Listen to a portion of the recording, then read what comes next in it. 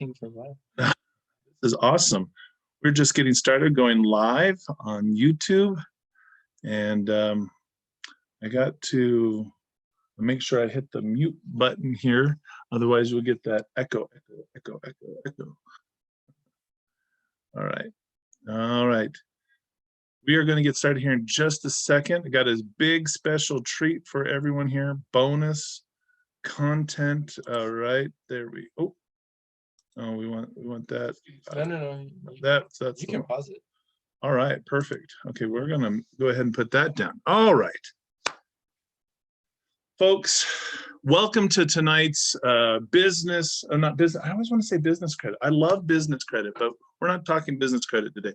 We're talking credit banking. This is the Credit Banking Mastermind number 15. Can you believe for the last 15 weeks we have been covering all the different facets of how to maximize positive cash flow out of your budget, or learning the difference between credit lines and loans and the different ways that interest is amortized.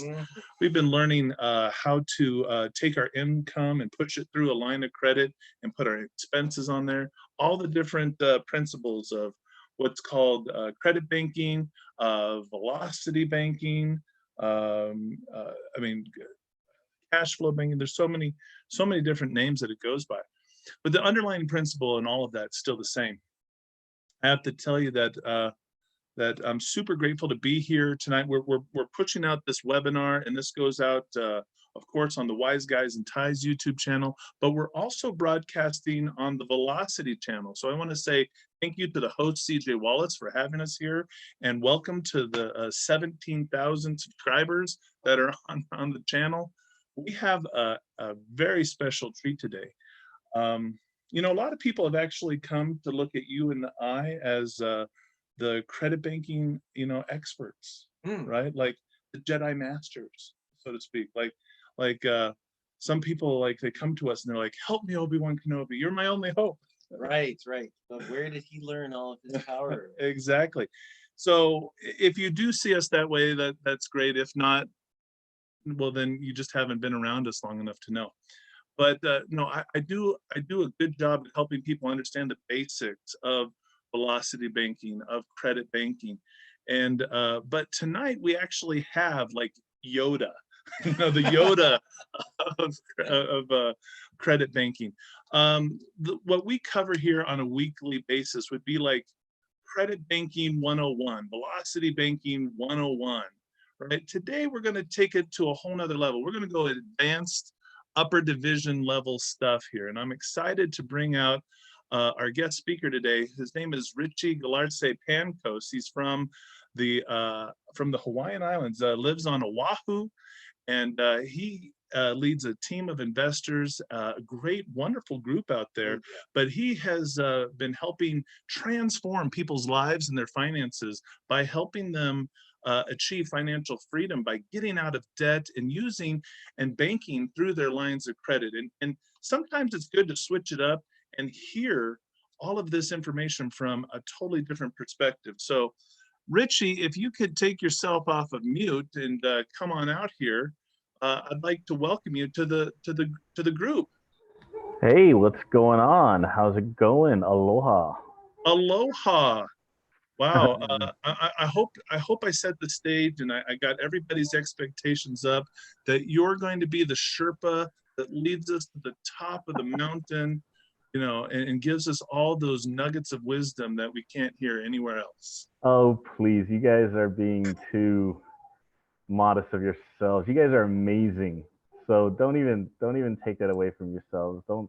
I'm no Yoda. I'm just a student, and I'm just taking whatever I can to make it work for me and those around me and those I help. And you guys are doing the same thing. So we're equals, y'all. We're good. You and I and you. So yeah, well, yeah. I'm going to can you take control of the screen from where you're at, or do I need to click on something here? Looks like I could share screen from here. All right, perfect. Yeah. Well, so here's the format that we usually work with, and we'll do whatever. We spend a little bit of time training up front taking questions maybe as they come up. But then after the training's done, we do a case study and we go over the numbers of different individual within the group. But of course, we don't, we take off names, and then we just sort of mastermind it and we kick it around to different people for their thoughts and ideas. And so I don't know if you want to be here for the full thing or if you're just planning on doing the training, but I just wanted to give you an idea that the group that you're speaking to right here where we're at is about 7 folks. Mm-hmm. But you are also being rebroadcasted live on YouTube on a channel of 17,000 viewers. Oh, we're on the YouTubes. Yay. Yeah, so you're talking to a local group, a small group here, but then you're also like talking to a larger crowd as well. So as questions come in, Ray is monitoring YouTube and will field some of those questions to you as they come up. For sure. No problem. Yeah. So without any further ado, Mr. Richie Galarce Pancoast. How you guys doing? I'm glad that I'm just so grateful to be here, guys. Thank you so much for inviting me to this. This is a real treat for me more than anything, I promise you. So thank you so much. I'd like to start by asking you guys a question. Like, what exactly have most of these people been exposed to when it comes to credit banking? Okay, well, great. So a flavor, we kind of go over a lot of different topics. Last week, we talked about our budget and we looked for ways to maximize our income and also decrease our expenses by finding duplications or areas to cut back. But we also spend time going over the math of calculating how much money it actually costs us on a amortized loan, and then we look at the amortization of a line of credit and how much things cost. We've looked at things like trying to do the evaluation of the different items on our budget and the efficiency of the debt, so that we can prioritize what to pay off first. And then we've discussed basic strategies of taking. Well, we prefer a line of credit. If we could use a HELOC or a personal line of credit is preferred, but sometimes we might have to work with a credit card. And so we talk about utilization and the different ways that the FICO score is calculated. But we primarily want to focus on keeping that utilization low. So we would load up a card maybe with 50% utilization and then work on pushing our income, paying down that line, but then putting our expenses back on there. But because we spent so much time talking about maximizing our positive cash flow, that amount of our cash flow is the speed in which we pay down that total debt that we put on the card. So for sure, okay. That's the basics that we cover. But we don't go over all of that every week. We just cover a small portion of it every week, and then you put all of this together, and it becomes one grand strategy. Okay, awesome. No, that sounds perfect. Because if that saves me a lot of time. Because I want to actually share a couple of things with you guys, and hope you don't mind me just throwing it out there. I want to talk about movement of money. Is that okay? Yeah. Yeah. Absolutely. Okay. Awesome. Because I think there's a lot of people who practice this strategy, even if it's taught from all these different places, that they don't realize that there's so many different ways to actually utilize this thing. And sometimes they feel like, oh, I can't get a line of credit or I can't get a credit card, and then they just disqualify themselves, right off the bat, unfortunately. And so I want to show people that if this could be working for anyone, as long as you're making income and cash flow, this will work for everyone. And so I've worked with people who've ranging from homeless all the way to billionaire in this particular strategy, and giving them all these different options that they could utilize using this strategy, this credit banking strategy, and it was all beneficial. So I wanted to go over like a really quick one, simple movement of money strategy, and taking advantage of the product that's out there, just in case somebody is feeling like they're stuck somewhere, trying to get this strategy going for themselves. Is that okay? Yeah, Absolutely. Okay, awesome. So I'm just going to jump right in. Is that cool? I'm just going to go ahead and share my screen and my OneNote. Okay. All right, can you see my screen here, my OneNote? Absolutely. There it I'm is. scribbling my, okay, awesome. Okay. So um, because of this strategy, I was able to help someone who was just fresh off of a bankruptcy. Now, you know, divorce sometimes it creates these opportunities of failing at finances, and I'm pretty sure a lot of people can agree with that. And sometimes we fall into that mindset of like, oh well, it's a divorce, I have to go through bankruptcy or whatever, and you know, and then all of a sudden people pause for 7 years before they feel like they could do something. But I'm going to show you that that's not necessarily the case, and that taking action and with the knowledge that you get from this particular strategy will help you maybe accelerate the ability to get in a good relationship with the banks once again. Okay, so let me move over to my just my notebook over here. All right, so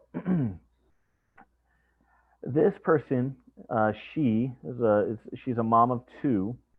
She filed for bankruptcy, and for bankruptcy, you know, I'm not a very good speller, and my handwriting is very bad. Just so you know, come from the IT world where I type a lot of things. So I'm just gonna write down while I'm going. So this is her. That's just how they spell it on the islands. We got Okay, it. there you go. Exactly. You know, I and when she filed for bankruptcy, she felt like, you know, well, I can't do anything for 7 years, and you know, maybe might get like really bad credit cards from these lower tier banks to, you know, get into more debt and whatnot. But until then, I just feel like I don't want to do anything. And the fact of the matter is, people who file for bankruptcy still need to do things. You know, they still need to work. They still need to pay bills. They still need to do all that fun stuff. And you know, she wasn't going to take it laying down. So she decided, you know what, I'm just gonna work at it. I'm gonna talk to somebody, and I'm gonna see how this could work for me. And when she heard about this strategy over here locally in Hawaii, through my former company, I got to sit with her and got to see what she's dealing with. And generally, it was this basically: she got her finances in a better place as far as cash flow goes. So her first step was a cash flow capture,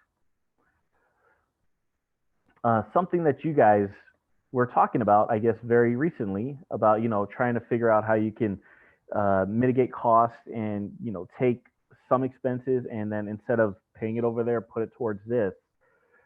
So cash flow capturing is that thing that ability to say, well, I don't need Netflix, I don't need coffee every day, I don't need all that fun stuff, and then being able to say, you know what, I can work a couple more hours a day, and you know, get paid more or whatever it is. So she decided that's what she wanted to do, and thus she actually increased her cash flow from break even to about $1,000 a month. So $1,000 positive per month. Okay. All right. So that was her thing. Okay, so keep this in mind. I'm not blanketing this over everybody. Just understand that in her particular situation, she was able to do this, and you know, I commend her very much for it, considering, you know, everything that she was dealing with months prior with her divorce and everything. Now, the second thing that she really needed to do was figure out how, you know, she wanted to buy a car. She wanted to buy a car, but her credit was shot, and taking out a loan was just not going to be the best thing. Now she currently has a car, or at the time she currently had a car, and it was starting to break down. And you know, she just didn't want to feel like she had to put more money into it. She just wanted to get something better, and she decided, you know what, this is what I want to do. This is the goal. Okay, and so awesome. She wanted to buy a car.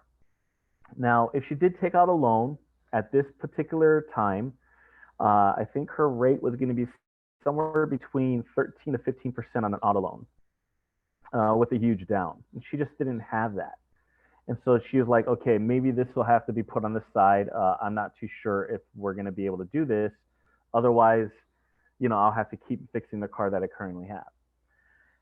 And, you know, so when she came to us, she was at this point, you know, I have no idea what to do now. Okay. And so the first thing that I decided to go through with her was, you know, understanding that using this credit banking thing, now that her cards were foreclosed on, not foreclosed on, but thrown into bankruptcy, and the loans that she probably had from other banks, they were thrown into the bankruptcy as well. She decided she didn't want to apply for anything, and a good thing that she did not go to a certain bank that I know of that could actually help her in this particular situation. And when I mean that, when I say that, I mean that being able to open up a secure line of credit was going to be my my idea. Now, when it comes to, you know, this type of situation with bankruptcy, okay, this means that your relationship with the bank is bad. So so relationship means that it's bad with the bank, or, you know, or credit bureaus or anything like that. And the goal is to figure out how you can improve that relationship again, you know, bring it back up, because it's not gone. The relationship is still there. You may have had a fight, and you know, major fight, and you know, you just got to try and see how you can make up with the bank, you know. So just understand that bankruptcy is not the end. And although it may take the bank 7 years for typical people, for that relationship to, you know, feel better about itself, and, you know, to get back together and have a great relationship, I want to show you maybe there's a way to speed it up and to schmooze the bank into thinking that you're a good person again to work with. And you are, just so you know, because you're going to be treating the bank wonderfully from here on out. So to get that car and that good rate, this is what she really wanted. She wanted a good rate, because she understood the cost of interest and everything like that. And she also didn't want to feel like she had to put down such a huge down payment and then, you know, feel squeezed all the time.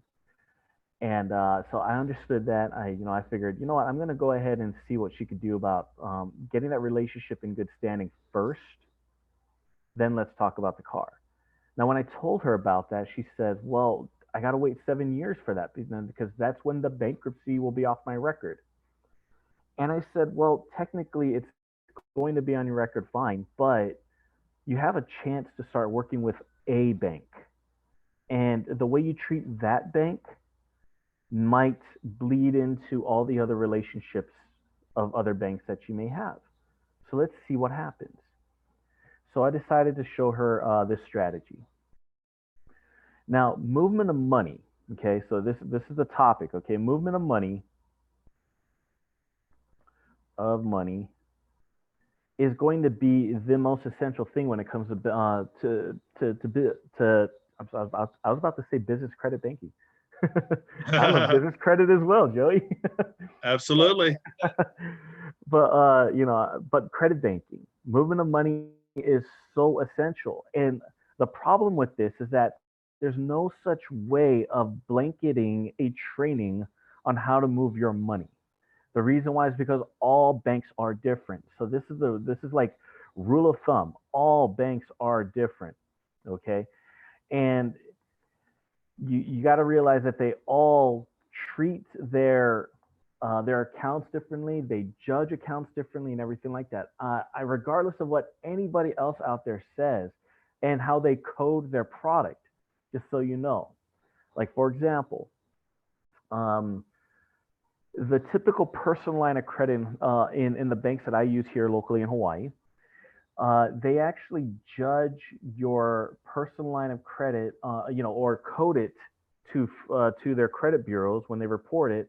They code it as a personal loan, like as if they only hit you for the draw limit, the actual limit of the line. So if I were to open up a $25,000 personal line of credit in this particular bank, or few of the banks over here in Hawaii, they only judge you on the initial draw. not utilization, interestingly enough. So you got to be careful which bank you borrow from when you open these types of, these banks products. Is that some of them will judge you by utilization, just like a credit card, and therefore, if you hit that 30% or more, then your credit score will drop. But for this particular bank product, a personal line of credit in this particular bank, right? All banks are different. Only the initial draw was hit, and of course, the hard inquiry. Okay. Right. Just so you know, these are the things that hit that credit bureau, and so they don't judge me on the utilization. So I could actually max out the personal line of credit, and it looks like I just took out a $25,000 personal loan. Okay, and the cool thing about it is too is that as I pay it, they treat it like any other loan as well. So they judge it by the payments themselves, not necessarily the balance itself, but the payments itself. And when you wipe it out, then of course it goes down to zero. But on a PLOC, since it's revolving, it doesn't go away. It just stays there on the credit report.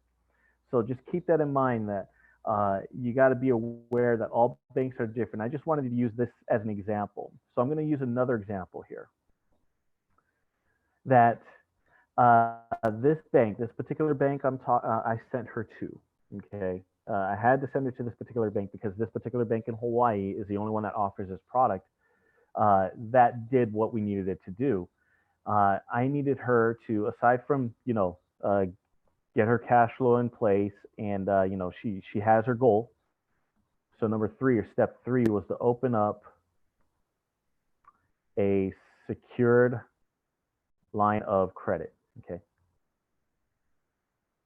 So this is a secured line of credit. And a lot of people know what secured means. It's basically just a product that's actually secured against something of value. And in her case, it's just going to be her first month's worth of cash flow. Okay, so we talked about $1,000 there. So she opened up the secured line of credit, and this one, she actually used only $500 for it. So she put $500 into a savings account with this particular bank, and then the bank froze it.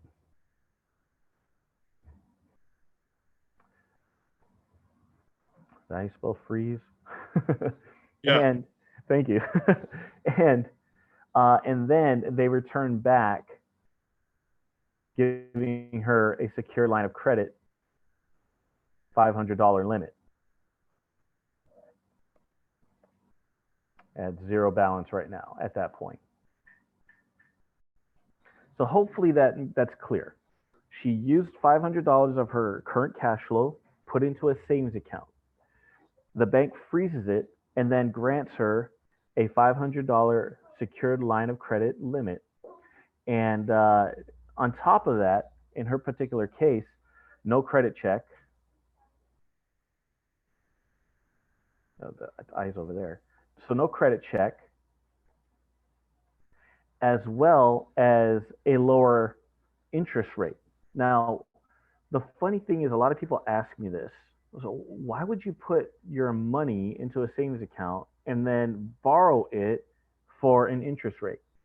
Well, the reason why is because we want the benefit of the bank to report the good things that you're going to be doing with it to the credit bureaus.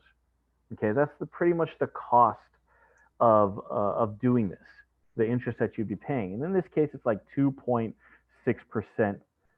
APR. Okay, that's not bad at all. Right, yeah. All right.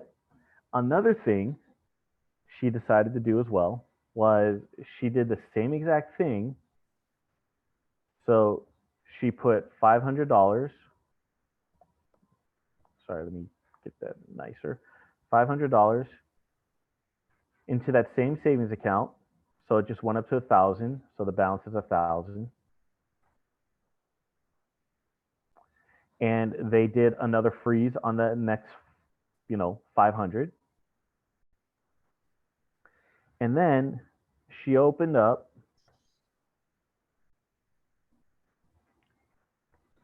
a secured credit card with a $500 limit. Okay, so all we're doing is we're just basically building her tool set here. All right, so she already has one tool, which is the money. The money's there, and she's gonna be making in the next 1,000 next month.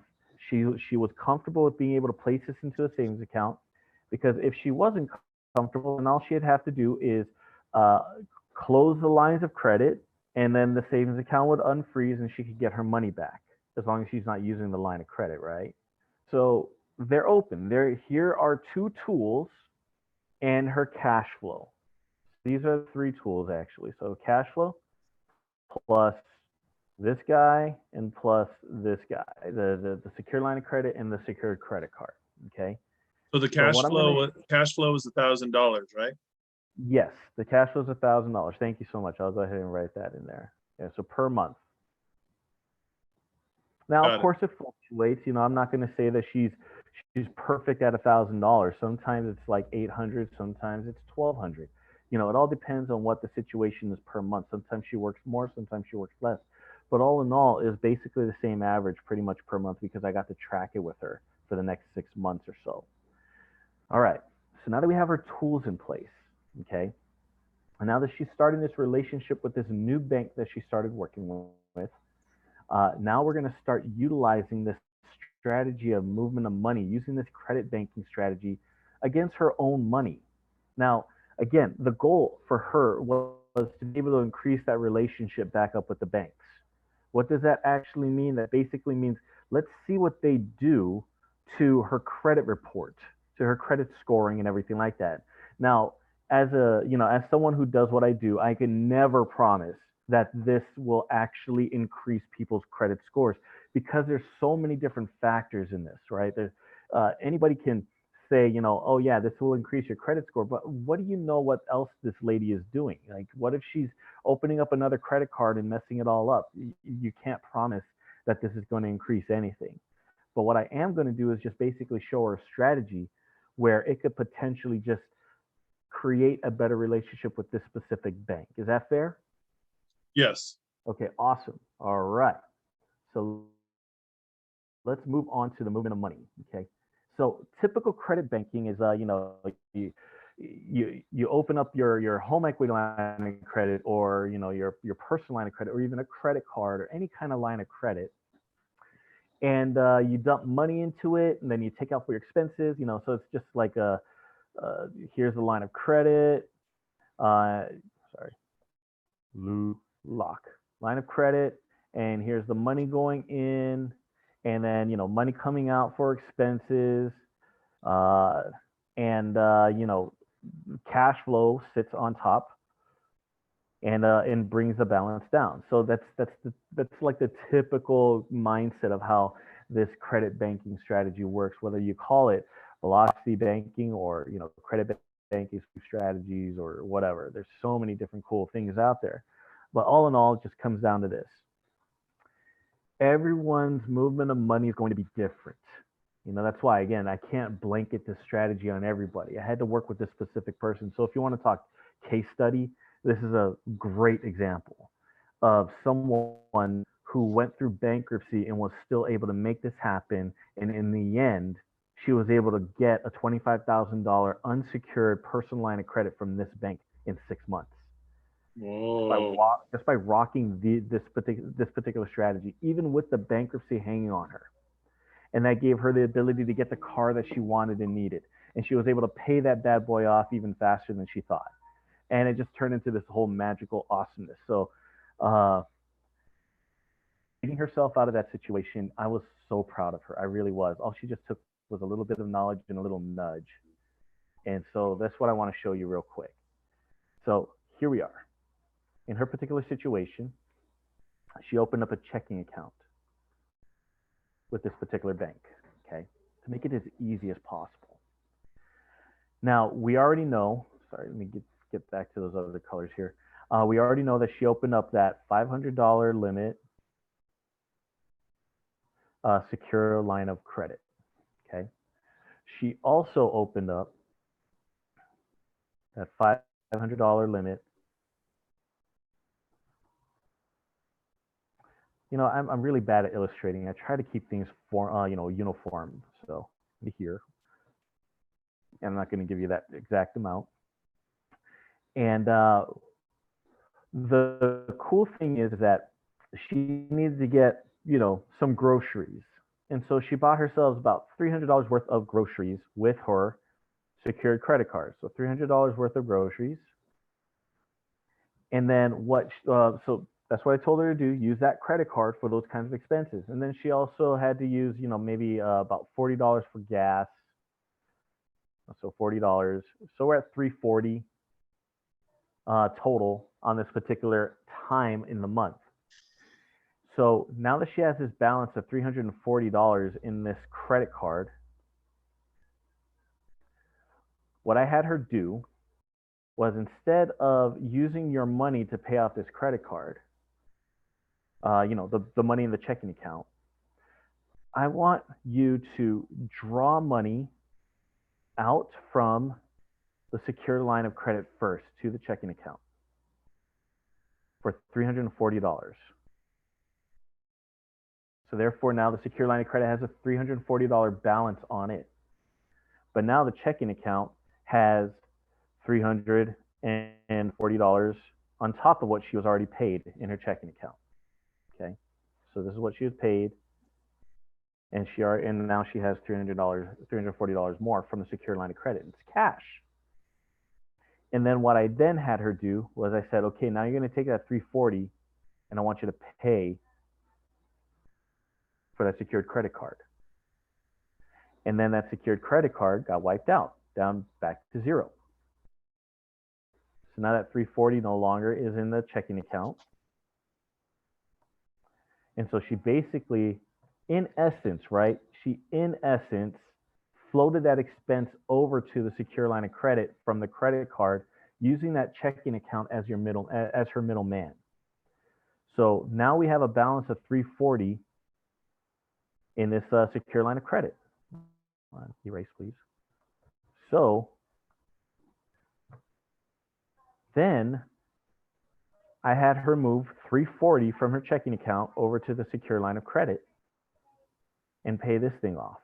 Now it's down back to zero. And this is down to wherever she had left over. She had some left over. Remember that $1,000 cash flow, right? So now everything is down, and she went ahead and paid for everything just like she would normally, just that she had the secure line of credit and the secured credit card utilized in this particular fashion, that in just the middle of the month for those few expenses for that month. And then of course more expenses come up, so where she has to pay her rent, right? So she gets paid again, and now her check account's up here. Now she has to pay her rent. So what I had her do was take out, I guess, I don't remember what it was exactly. I think it was like $400. I had her take out $400. So we had to go to the balance of $400 out from the secure line of credit. And now that's sitting up in here into the checking account, 400 on top of everything else. And then she could pay her rent using that 400 plus, I believe it was going to be another 400 because it was $800 rent or something like that. Plus 400. So that basically got depleted from the line of credit and her checking account, as far as that money goes. So now that $400 is gone, and some of her checking account money is gone. And she also had some other expenses. And so what I had her do was, I had her move the money that she had left over inside her checking account over to the secure line of credit to wipe out the $400 worth of debt expense from the secure line of credit. So therefore, it brings it down over here. And then she did the same thing all over again with her credit card. She had some other expenses. So whatever those expenses were, let's say it's another, 300 or so. So now she has that $300 worth of expense on her credit card. And so I had her move $300 from the secure line of credit into the checking account. So therefore, we got $300 more. And now we have a $300, sorry, red, $300 expense debt inside the secure line of credit. And then pay off the secured credit card with it. So now that one's out. And then she moved $300 from here, from her checking account, over to the secure line of credit to wipe it out. And whatever she had left over is about $1,000.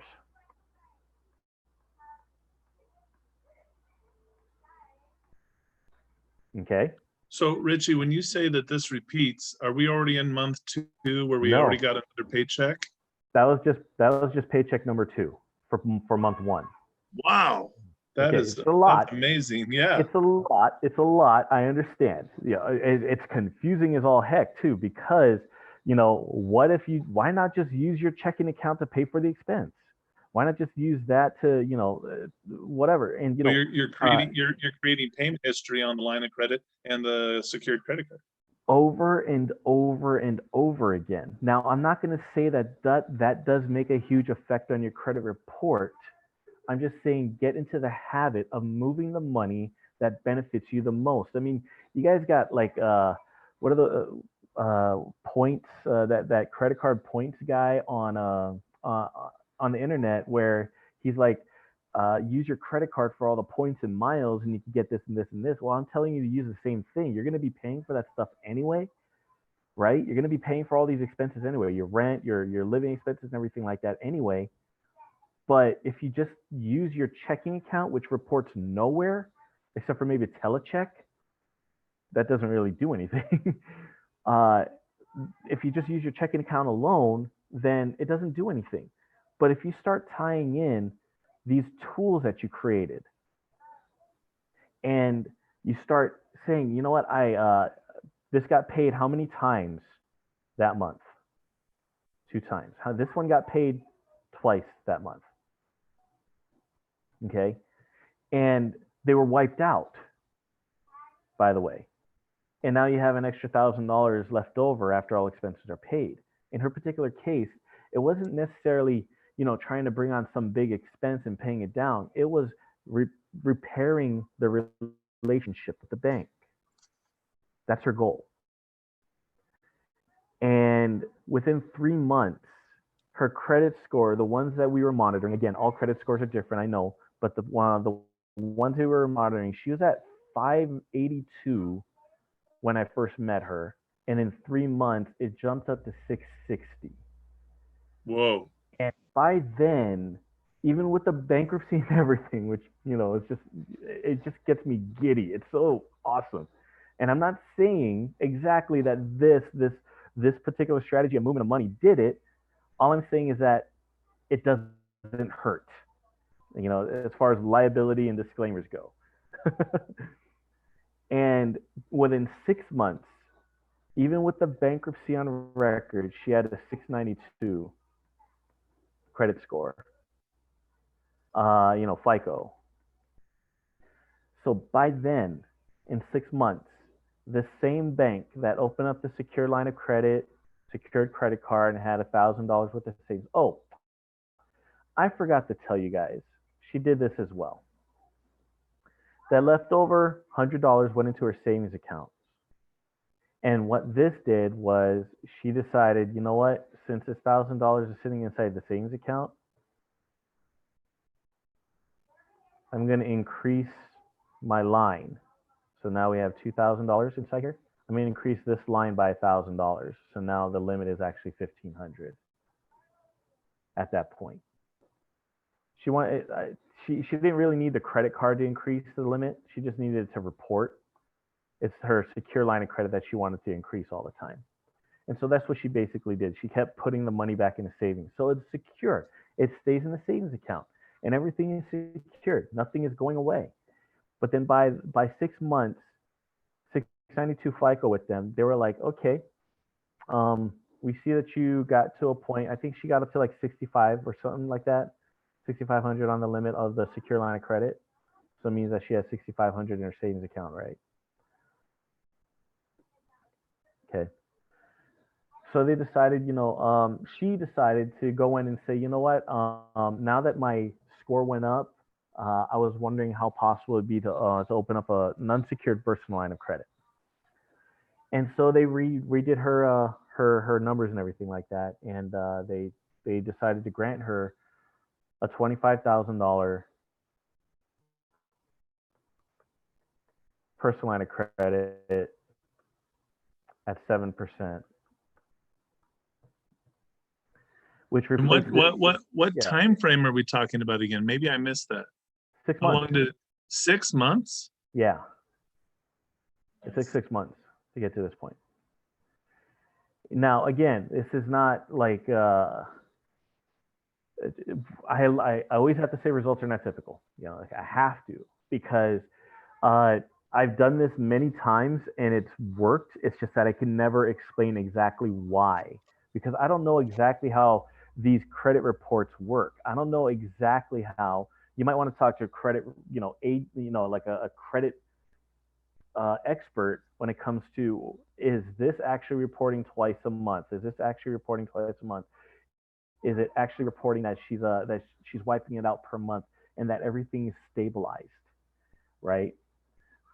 And when it reports like this, even with a bankruptcy on hand, and giving her a $25,000 limit, personal line of credit at 7%, unsecured, by the way, she was able to close this secure line of credit, right? She got to close that, and she got to close this, and she opened up an unsecured credit card with them for, I think, like $2,000 or something like that. And her savings account got unfrozen, so therefore she had an extra $6,500 in there sitting in her savings account. And now she had that ability to go ahead and use this personal line of credit, $25,000 limit, for an $18,000 car that she wanted to get. She knew she could afford and pay off as fast as possible.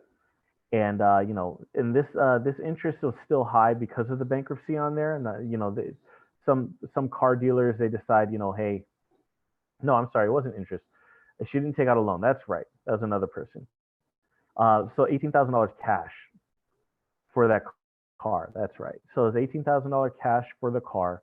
So she was able to just walk in there, deal a $20,000 Civic, I believe, and then she got it to $18,000, and she got a new car. Started using the same strategy to wipe out. She actually threw the $6,500 into the line of credit to bring this balance down, and then she started moving her money in and taking it out for expenses, and leaving the cash flow sitting on top, and then paying this guy off in 1 year, believe it or not. Oh, I believe it. So you're talking about the FICO score. One of the things I really like about this model is the fact that you're using a personal line of credit means that it's not counting against your utilization. Exactly. In this particular bank, yes, it wasn't counting her against her utilization. And with this $18,000 purchase as well, it didn't count against her utilization. This particular bank codes their personal lines of credit as personal loans. So I thought that was a massive tool to have in this particular case. So whoever's listening right now, just understand that, again, all banks are different. And sometimes you just can't get that information from the banks or the bankers because they probably just don't know until you actually experiment with it. So that's what I got to do with these banks here in Hawaii. Is we got to experiment with it, see our credit models and our credit scores and how it's coded against us, and get an idea of what this kind of bank product is doing to us as far as our FICO scores and our TransUnion, Equifax, and Experian scores. So, do you understand that there may be some experimentation that you need to do in your particular area?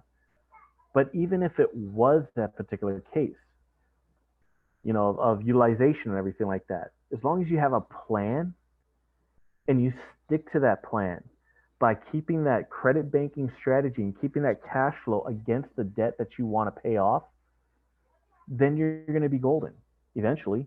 Maybe you might have a score hit a little bit in the beginning because you took out, a large amount of that line of credit. But if you have a plan to pay it down and you know exactly what you need to do it, then do it. And and keep working at it. Don't let things like a bad relationship with your bank take you away from something so amazing? Anyway, so that's basically one of the one. Perfect. You know, another thing that I like about this strategy is while not having an impact on the utilization, you're able, I mean, and this is what a lot of credit banking does, but in 1 year's time, you were able to take something that would normally throw somebody's income to debt ratio off. And so now she's got this car, but without the debt means that she could turn around and get another loan. You know what I'm saying? Exactly. I mean, if we actually do the math on on this $18,000 at 7%, that's crazy as far as this goes. Oops, my bad. I accidentally typed wrong. 18,000 times 0.07 divided by 12. $105 in interest payments that month. If they count against debt to income ratio in this particular bank, the way they calculate debt to income ratio would be 18,000 times 0.03, or 3% of the payment would be 540 principal and interest payment. But only 105 is going to interest. The rest is going to principal. So I mean, I'm also having another thought here, Richie. You know, a lot of people spend hundreds, if not thousands of dollars yearly on credit repair services. But here, based off of, I mean, there's a lot of different FICO models that are out there, but I mean, the bulk of your credit score is based off of your payment history and your utilization. And what you're showing here is an amazing way to take your credit repair in your own hands. And I mean, I'm not saying you can fix it all, but within, you're showing a way that you can act, because a lot of people feel helpless. Who knows what FICO is or what they're doing, but here somebody can actively take control of their own credit repair. Imagine that. Like that's exactly right, Joe. It's crazy. So let's say there is a credit repair agency on the side doing their thing, right? So they're helping you with the with your credit, but you're also doing this as well. It doesn't hurt.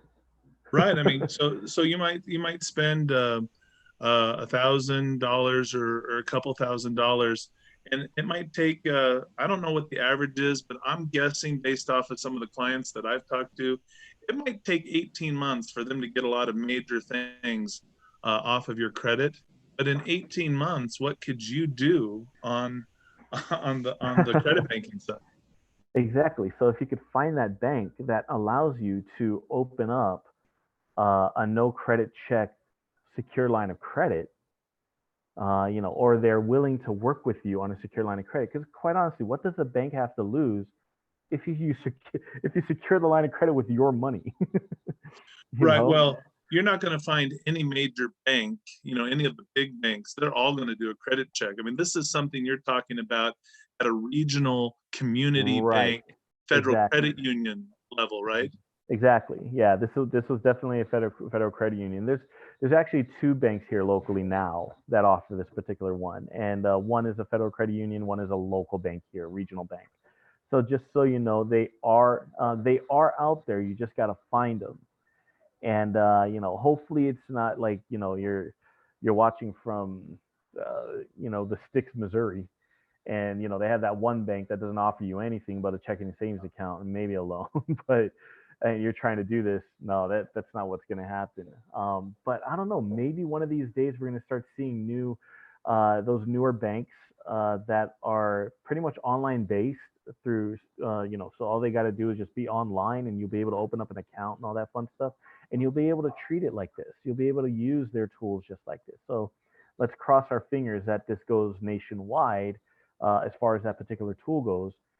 But then using this particular strategy, again, movement of money is very different in every bank, but in her particular case, this is how she did her thing, and it worked, and it still works from last I heard.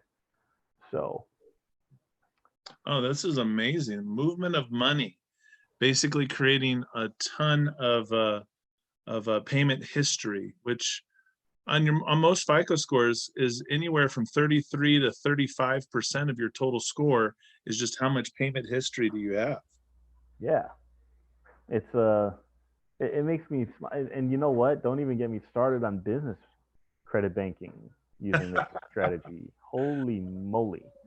Oh man, you and I spent a good couple of days masterminding that when we were there. I mean, it was very similar to this, right? But you know, I'm pretty sure there's so many other ways to transform it and make it even work on a grander scale than, you know, just getting started. Absolutely. So, hey Ray, you've been monitoring Facebook. I mean Facebook, YouTube. So, what's been the reaction so far that you've seen? Man, there's just lots of amazing feedback on this. A lot of people are getting a lot of good ideas on how they're going to implement these strategies and move forward. So, Richie, I mean, that's just absolutely so powerful. The movement of money. I'm glad that you brought this up too, because I remember when we had first talked about this when we were out there visiting, and it's kind of one of those things that, I'm just looking at my situation. I'm not moving it enough. What you've effectively done for Ray is you put his brain in the microwave and now it's melting. Absolutely. That was always my goal. Every single time I talk to you guys, I want to melt Ray's brain somehow, somehow. Hey, even before tonight, you know, I've heard things, you've told me things, and then it's one of those where maybe you just have to hear it a couple more times before it really seeps in. Absolutely. Yeah, sleep on it. Osmosis. It's play this recording while trying to go to sleep. It might work. Absolutely. Hey, do you have a little bit of time to stick around for a case study? For sure. All right. Well, I'm gonna throw some. You're getting some feedback here on my screen as well. People are saying good. There's a lot of good nuggets in there. People are saying thanks again for your help. So getting a lot of good feedback here. I wouldn't be here without you guys. So thank you for having this platform. Awesome. So let's go to. I'm going to share my screen now, and let's see if I can make that a little bit bigger, so that people who don't have to pull out their bifocals. Can you see the screen here? I sure can. Okay, good. So so each week, what we do is we have a lot of people. We have a lot of clients, and so we throw this information out, and we go through, and we because we got a lot of people who are at different levels. Some people are doing some amazing stuff with credit banking within their own lives and have eliminated a lot of debt in a very short period of time. And other people are just checking this out, and they're kind of curious, right? They're like, what's this all about? So with this mastermind, because, you know, a lot of times I'm working with, and you've probably seen, I've showed you, I did, in fact, when we were down there, I did a co-training with you with credit banking mixed with business credit. And I went over just some generic numbers from the US Bureau of Labor and Statistics. You remember those numbers? Not exactly. Oh, come on. You got it. It was August of last year. I mean, it's fresh in my mind. But anyway, just using generic numbers isn't always enough, right? So when we're able to work with somebody's real life numbers, it can help those see something, maybe because we go over this information all the time, but then they're able to see something that they haven't seen before. Does that make sense? Absolutely. That's great. I love that. All right. Oh, we have people. What's the best way to watch this again? Well, YouTube. We're gonna post this again. Richie's got a royalty fee, and we'll build that into the YouTube. But yeah, you'll just be able to pay and be able to. If you haven't been there yet, go to the Wise Guys in Ties YouTube channel. Subscribe. That way you can always be updated with all the new credit banking and business credit adventures that we're going. Absolutely. In fact, anybody who's listening right now on the Velocity channel, if you're finding any value, if you've been blessed by any of the information that you've seen here, like and subscribe, because this is the only way that YouTube knows that this content is important, and then they'll help us get the information out to other people. We also have our own channel, Wise Guys and Ties. Go over there, and you can view the recording of this information, as well as a lot of other valuable information as well. But back to our case study here. So information that I had, that people share, their income, their expenses. We also have them share totaling up their available credit line, what their balance is, the average interest rate over all of their lines of credit, and then they give us maybe the loan amount that they want to pay off. So this looks like a house that, you know, obviously 30 years and then the interest rate, and then the payment that they have. Usually the payment here is you know, payment or principal, interest, taxes, and insurance. Maybe it all might be HOA as well. And then current situation is a lot of times where people might break down what the individual, as you can see here, payments are, and individual interest rates on different other loans that they might have. So this is what we're, this is the information that I've collected from our clients. Being that this is a mastermind, anybody can participate. You just type in, but I tell you a couple of things that I try to look at right off the bat, Richie, is I calculate what the cash flow is. I look at what the utilization is. I evaluate each of the credit lines to figure out what the efficiency of the debt is, and I also look at each of their loans as well. So I mean, I kind of sometimes, maybe I go a little too deep into this. Yeah. But no, that's good though. But it's a great opportunity for folks to learn that. But I mean, what if these were the numbers that you were looking at, Richie? What are some of the thoughts that you have, or what would you be thinking and looking at here? Number one would be cash flow. Just like you, that's the number one thing. I'll tell you what I don't even look at, just so everybody understands this, and from where I'm coming from, just by running numbers enough, I don't even look at interest rates anymore. A lot of people tend to look at, oh man, this interest rate's high, you should pay that off first, and all this fun stuff. What I look at is the payment on that particular whatever line of credit or loan that you may have, and see about increasing my cash flow by that much versus the interest rate itself. So absolutely, I agree. When we do, we use Garrett Gunderson's calculation for debt efficiency, which doesn't take the interest rate into account at all. Absolutely, that guy's a genius, man. Yeah, he was the Jedi Master who instructed you. In some form. So right off the bat, when we look at this, we've got cash flow of $1,641.45.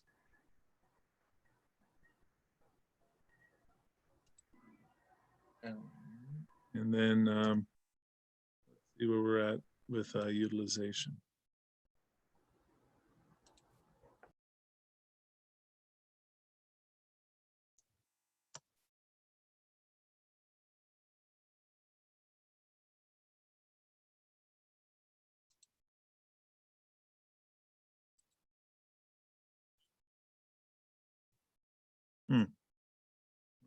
Dollar sign. Not normally that works. I love it when technology works, but I don't love it when it doesn't work. Well, I gotta whip out my handy dandy calculator now. I like it when the program does it. Okay, 30,570.93 divided by. Oh, I see. It's because there's 2 points in there. See that? Comma. Now it should work. There you go. So we're at 68% utilization.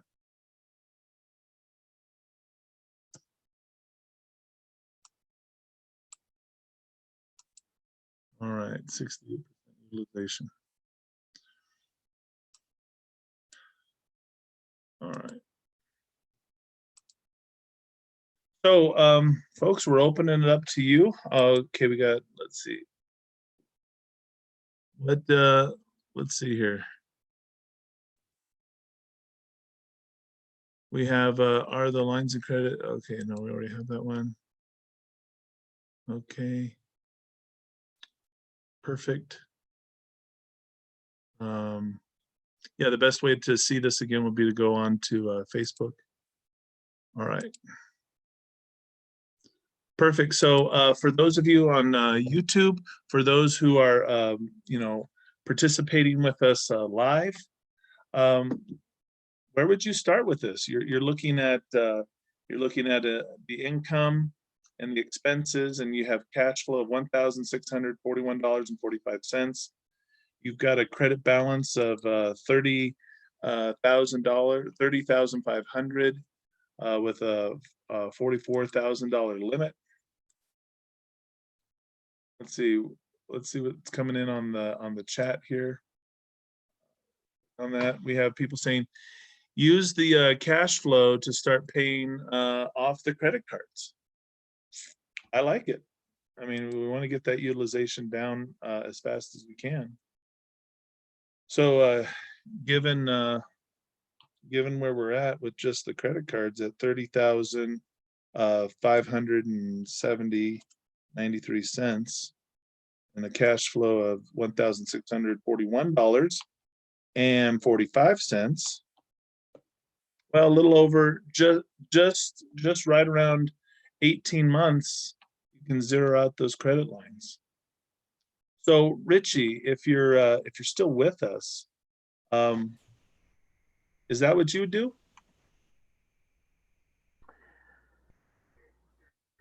Where are we at on? What are the where are we looking at as far as the payments for the credit cards? All right, that's down here. Okay, there you go. Here are individual payments. And what does that total up to? Of course you wanted to ask that, and I was just about to give that to you. Let me pull out the handy dandy calculator here. I could do We that. have 149.01 plus 84 plus $229 plus $140.30 plus $115.43 plus $69. So Okay. we come up with $786.24. All right. And the home improvement loan is $244.22. That's not so bad. And the credit card consolidation loan, is there a payment on that? They didn't put it there. Okay. I mean, so for me, I'm always looking for the thing that's eating up the cash flow the most. But also, the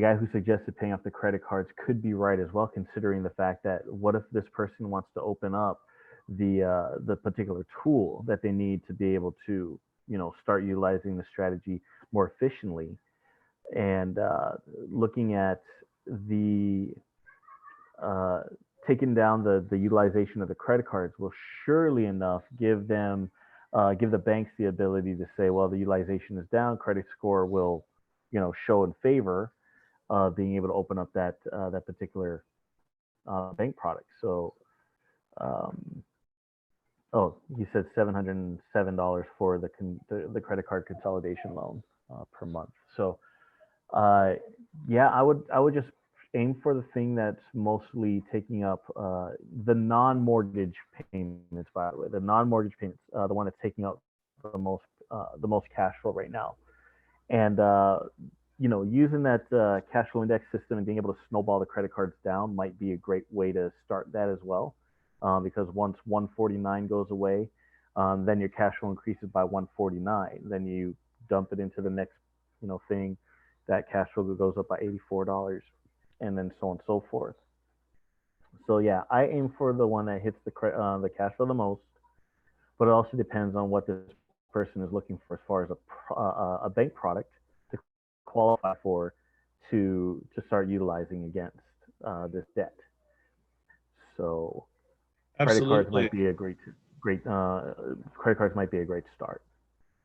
I agree with you, credit cards, but also, I mean, when you're talking about if you are trying to qualify for the utilization, and it would take 18 months to pay off that debt. But if you just needed to get under 50% utilization, or you just needed to get under 30% utilization, then it obviously would take a shorter period of time. Exactly. And so, yeah, I'm agreeing with you on that. And then some of the ways, again, like one of the things I skipped, to save time, because there's a lot here, but we would calculate the efficiency of the debt, where we take the balance of the debt and we divide it by the payment, which gives us a percentage that helps us understand how much of our cash flow is being chewed up by that individual debt. That's the formula that Garrett, the simple formula that Garrett uses. Right. Cash flow index formula. Right. And then, and so we calculate that out, and we look at the different loans, because sometimes people want to pay off the student loan or the home loan, but what's really killing them is some of their retail debt, or or the car loan or something is really hurting them the most. But I was also thinking about, a lot of times when we plug this into a formula, we use Excel spreadsheets to graph out how long it would take to pay off if they started implementing a credit banking strategy, a simple credit banking strategy. And you could see, like, oh, we're going to shave 20 years off of this loan or something like that. But one of the things that we also talk about is, once you can get about somewhere around the neighborhood of 40% equity in the home, you could start looking at getting a first position HELOC with different regional or banks or credit unions. What do you say to that strategy? You see, working with the banks here in Hawaii, you got to understand that banks in Hawaii have the greatest. I mean, with my research, they have the greatest bank product in the entire nation when it comes to using this strategy. Lines of credit, even their home equity lines of credit, and the reason why is because their promo rates they give us are so low and extended for so long. Like right now, one of the banks that I really like is offering a 2.25% interest on any home equity line of credit that you get for 3 years. That's a 3-year lock-in at 2.25. What? Yeah, it's ridiculous. I believe 1.5 for 2 years. So 3 years is 2.25 or something like that. And so you have to be an islander to get it, or can I move there and get it?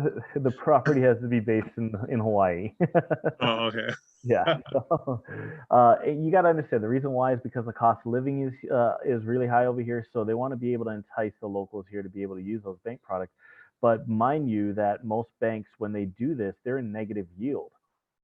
So, I mean, I've talked to lenders about this and underwriters about this, and they told me that, yeah, the reason why they offer these even at negative yield for themselves is so that they can count on the ancillary type of product that this person might take out with them as well, including using their own savings accounts and their investment accounts with them. So it's just a marketing way of it's just marketing for them. But it's such an amazing strategy that we can use over here. First position home equity lines of credit, though, over here are okay. I have no issue with looking at somebody's numbers and saying, hey, you could go to this bank, get this first position home equity line of credit, and keep your LTV or loan to value well below the 80%, or whatever you decide to borrow. Some banks offer 85% or even 90 over here, or even 100 for that matter. But keep it well below. But the thing is, though, the properties over here, if the market were to shift like it seems like it might, we don't know, I'm not speculating anything, but if the market shifts and the values drop, then therefore you got to be very careful about opening up a first position home equity line of credit. And I don't want to rain on people's parade about this, but we just got to understand where our bank limitations are. Okay, so over here, our appreciation is redonkulous because we're running out of land and values keep going up. The property that I live in right now, I got for 455. It's worth about, and this was back in 2010. I got it for 455.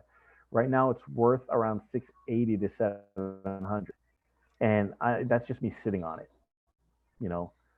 And on the mainland, though, wherever you may be, it's very volatile. Sometimes these property values are, they're skyrocketing, and all of a sudden, when the market shifts, it nosedives.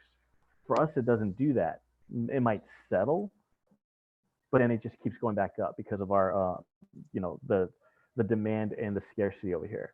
But over there, there's an abundance of properties, and the values might be going up in certain places, but when the market changes, that value could shoot straight down. So if you're looking at a loan to value of, like say you take out an 80% loan to value and you get that first position home equity line of credit and you use 70% of it, okay, to wipe out the original mortgage, and hey, you wanna invest in something, so use 75 total. Then all of a sudden the market shifts and the value actually drops to 74 or 73% of where it was. Then all of a sudden you are now in a property that is technically underwater according to the bank, and they will end up freezing home equity lines of credit in that fashion. So be very careful from where with whom you borrow from. Be very careful on the rules that they have when you go through closing, and be very careful about the volatility of the market in your particular area. But if Well, you're you're absolutely right about that, because we are on the precipice of potentially a major shift. I mean, will we sink into a recession, or will it be a quick recovery? I mean, it's anybody's guess at this point. For sure. And I'm not raining on anybody's parade, but if the product is there and the market is good, and everything is all set in a good area, then yeah, go for broke, but make sure you have that plan just in case something like that does happen. A lot of people don't know. But I mean, here's what I'm hearing from you. I could be using a credit banking strategy. I could go get a first position HELOC, and then I think, wow, I'm really doing well because I got this low interest rate and I got this revolving line, and then I've racked it up, and then all of a sudden it's frozen, and now it's like I have a mortgage back on my property again. But instead of having made progress paying it down, I've gone backwards, and now I owe all of that money, but at the amortized interest rate, and not the fun little low APR that I was enjoying. Well, generally, for the ones that I've experienced getting frozen, not my own but other people's, the payment was still interest only. It's just that it went to a variable rate, which gets a little scary there. Yeah, I mean, they say it could go up or down, but I've only ever noticed that variable rates go up. Go up, yeah. The only time it actually went down was during 2010, 2011. I've seen it go down. So I remember a person I worked with. They actually opened up an adjustable rate mortgage, back in 2007, right before the market crashed, on a property over here, and the payment was so low at the time because it was such a great promo rate. But then it expired in 2010. But at that point, it actually dropped even lower because the Federal Reserve just dropped, almost down to zero at the time, I think. And therefore, the rates for them were like, oh, wow, our payments are even lower now. And it's just interest only. So they just skated along as if nothing happens. And then all of a sudden, when 13, 14 came up, and that's where rates started coming up again. Then they started panicking, and that's when they actually came to us and started, you know, wondering what to do. And at that point, we couldn't really help them. But you know, all in all, in their particular situation, by the way, but all in all, it's just being aware of what can happen and making sure that you understand the effects of it. Now, even though the loan is or the line of credit would be frozen,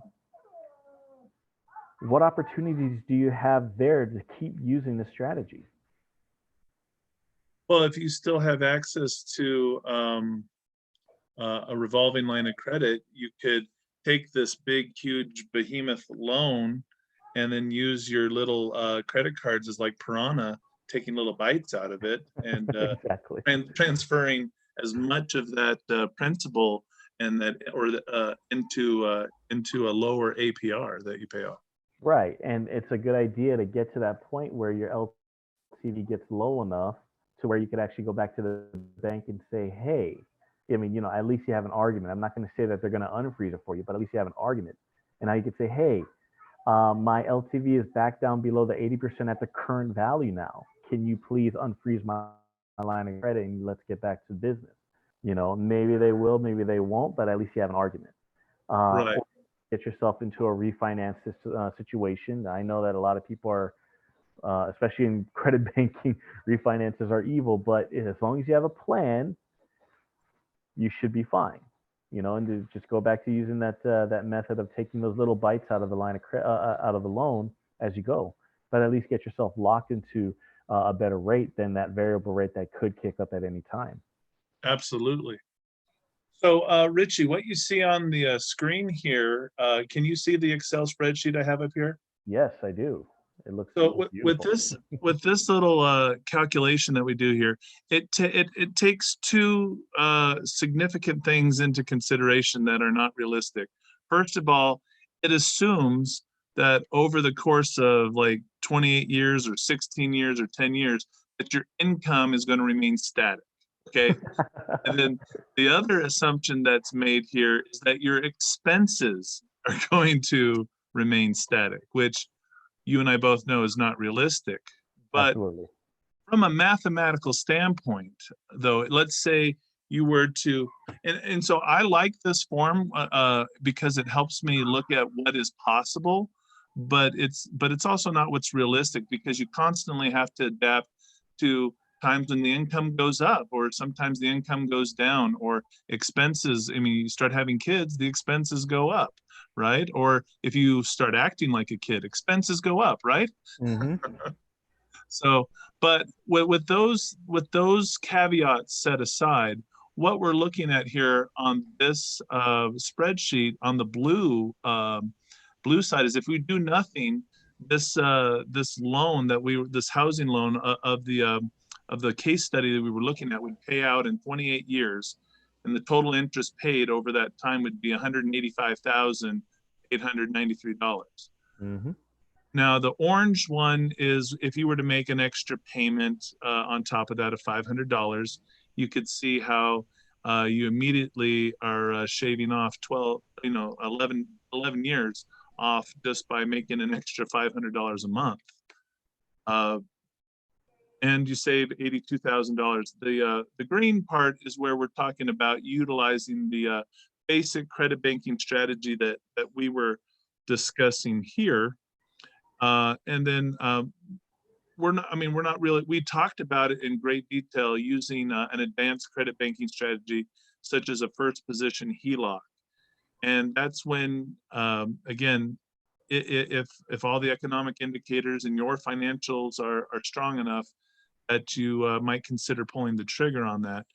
But what you see in this is, look at the potential, the possibility of taking a 28-year mortgage, 28 years left to pay off, and paying it off in under 10 years and saving over $113,000.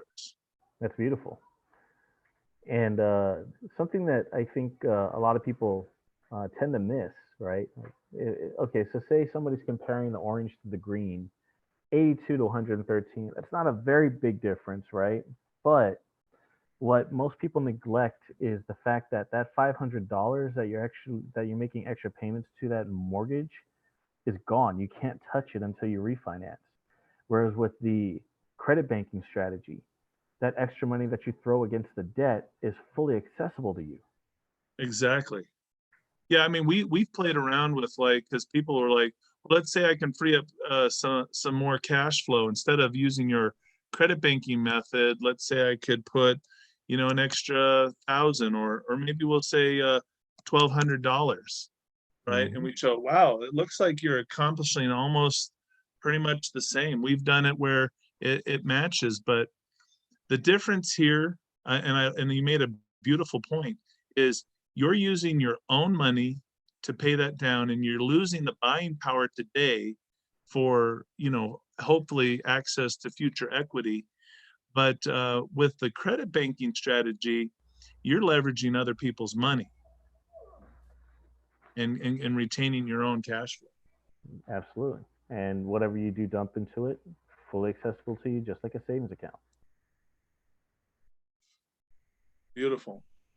Well, I wish we could just keep talking forever, Richie, but we're reaching the end of our time. And this is the group of people that you're talking to have a diverse background. There's some people that are real estate investors. We've got truck drivers here on the line. We've got people that own nail salons. Some people that are just single parents. They have no business. We've got, so we've got a wide, diverse group of people. And we've got some people who are skeptical. They're not sure that this works. So, I mean, before we wrap up, I want to thank you for being here, but I also would like you to talk to the folks that we have on the line here and speak to that person who's on the fence and skeptical about this strategy. Sure. Really, it comes down to numbers don't lie. Numbers don't lie. That's what I love about this strategy. It's just not about lip service. It's not just about some guy telling you it works. What Joey and Ray got right in front of you right here is a calculator, and that calculator is showing you that these numbers are legit. And you can plug in whatever numbers you want, and then see the model in front of your face, and give you that ability to give you an educated decision of, is this going to work for me or not? And then now, once you do decide that this is for you, that you can save all that money, because you got to realize that's your hard-earned money, right? That's your take-home pay that is going to go into the bank's pocket and just go away. It's going to disappear. But being able to keep that, what can you do with that? What would you be able to do with that? And once you realize that's what you want to do, that you want to keep it, then why not know how? Why not get the detailed perspective and the detailed step by steps on how to make this work for you specifically? And I don't know if you guys offer that kind of thing where you'd be able to just say, I want in, I'm not sure, but can you run my numbers, or can somebody run my numbers, or whatever it is. Do you guys Yeah, offer we something we like that? we offer a free 30-minute consult for anybody who wants to start working with us, where we can show them, how this works. We can show people how they can get educated and do this for themselves. We show people how they could, if they want to, hire us and utilize our services to help them. I mean, we give people a full range of options. If they want to go do this on their own, we basically, show this. That's what tonight is for people who are like, here, I'm going to try it on my own for a while, and then depending on, some people have wild success and other people need help. Yeah, I've actually experienced that a lot when I was working in my former company, and with what we're doing right now. And I'll be honest with you, the ones who uh, let me just say, the ones who need help tend to outweigh those who are really successful with just looking at a spreadsheet. Some people just need that hand holding, and there's nothing wrong with that. And that's what great minds are for. That's why you want to be able to work with these types of people, such as Ray and Joey, because you know the guidance is there. Take advantage of it, and figure out how you can stop yourself from paying $113,000, $137,000 and put that to where you need it to be. Whether it be education or a new car or another house or an investment. Just put it somewhere else, not in the bank's pocket.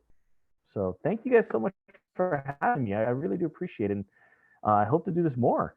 Well, yeah, we would. I mean, we've Absolutely, gotten a yeah. lot of positive feedback. I mean, people. I mean, I haven't even asked you this. Do you have your own online presence? Is there any way for people to reach out and to connect to you if they want to become a fanboy like I am of yours?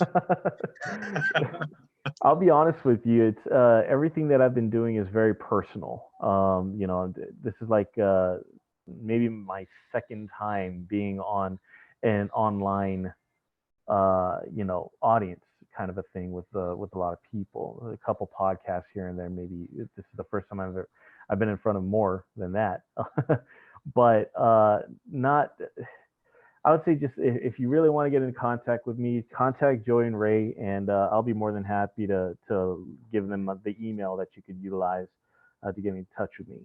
And but no, I don't have a strong online presence like you guys, you superstars. So, but one of these days, maybe. All right, we'll bring you into the Wise Guys and Ties fold. I mean, you'd have to wear a tie though. On my Aloha shirt, yeah, sure, that's Yeah. that would work.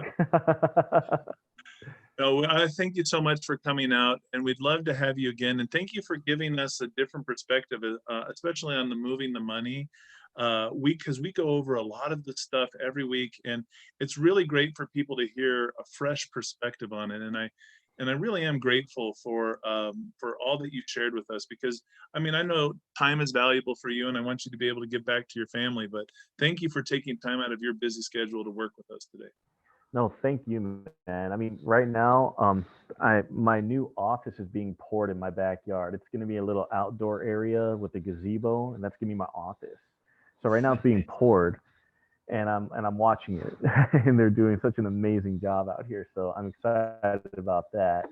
And I wouldn't. I mean, otherwise, I'd just be sitting there watching concrete dry. So thank you for giving me this opportunity to share with you guys. And it's just so fun to be able to talk to you guys, be on the same level as somebody, so intellectual. So thank you guys, and you guys are great. I love you guys.